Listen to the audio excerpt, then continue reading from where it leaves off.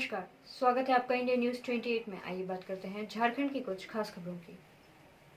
झारखंड के निरसा में ईसीएल प्रबंधक के रवैया से डीओ होल्डर नाखुश, अनिश्चितकाल धरने की चेतावनी।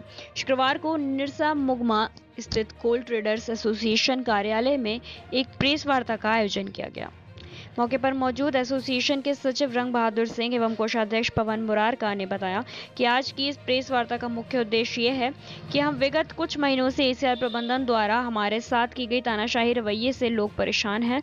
हम लोग के ऑफर की कटौती करके हम लोगों का हिस्सा रेक लोडिंग को दिया जा रहा है। प्रबंधन अपने स्वार्थ में हमारा हिस्सा काटकर रेक लोडिंग में करवाया जा रहा है, जिससे छोटा व्यवसायी बेकार हो रहे हैं, ड्राइवर खलासी बेकार हो रहे हैं, मजदूर बेकार हो रहे हैं और भुखमरी की स्थिति पैदा हो रही है। अगर जल्द ही इस पर ध्यान नहीं दिया गया तो मार्च में हम लोग ईसीएल मुगमा एरिया के सेंट्रल पूल साइडिंग में निश्चित काल के लिए धरना प्रदर्शन को बाध्य होंगे, जिसकी पूरी जिम्मेवारी ईसीएल प्रबंधन की होगी। धनबाद जिला ब्यूरो, मलाई गोप की रिपोर्ट।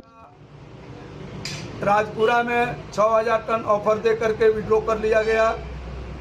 ये सब मैनेजमेंट के भयादोहन का है। हम लोग के यहाँ पर मजदूरों का अब भुखमरी का कगार हो जाएगा। यहाँ हजारों मजदूर कपासारा में लोडिंग करके अपना बच्चा के पालन पोषण कर रहा था। अब 5000 टन में डीओ होल्डर के भी नहीं होगा और मजदूर यहाँ पर भुखमरी के कगार पर चला जाएगा।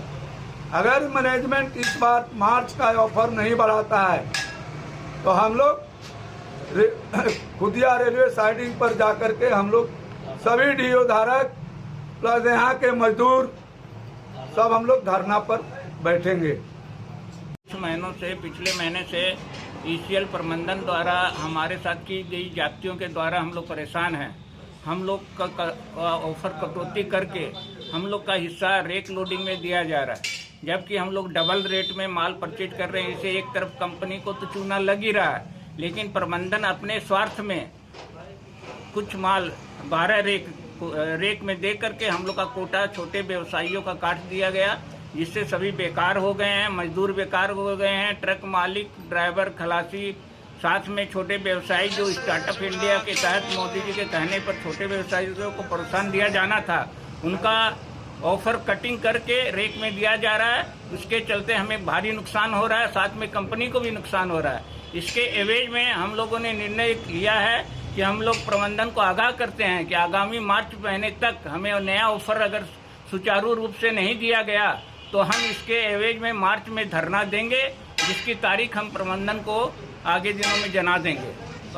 उपाध्यक्ष कोल ट्रेडर्स एसोसिएशन, मैं मैनेजमेंट को सूचित करना चाहता हूं कि अपनी गलत नीति से जो कंपनी को नुकसान हो रहा है और यहाँ के कोयला व्यवसायी लोग को भी नुकसान हो रहा है, उस पर मैं विशेष ध्यान दें।